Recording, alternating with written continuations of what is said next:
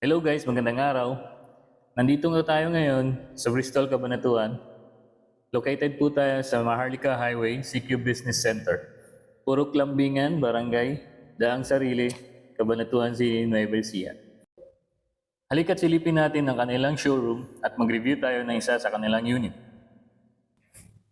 ATR 160 Scooter, adventure bike from QJ Motor. Meron itong inverted fork sa front suspension at telescopic coil spring oil dump naman sa rear suspension.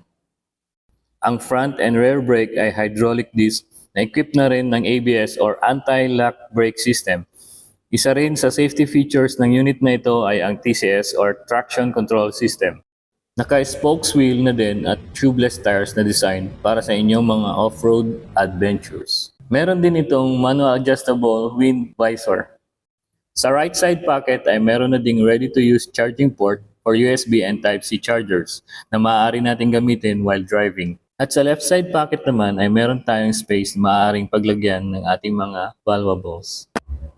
Push button na ang pagbukas ng ating seat pero maaari din itong buksan gamit ang manual key for emergency purposes. Meron din tayong spacious na seat compartment. Tank fuel naman natin ay 8 liters fuel capacity with fuel efficiency consumption na 45 kilometers per liter. Ang ATR 160 ay meron ding hybrid engine. Panel ay TFT LCD technology for better visual display.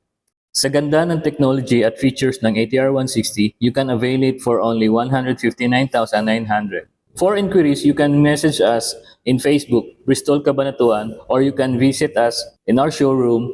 We are open Mondays to Saturdays, 8:30 to 5:30 p.m. See you there!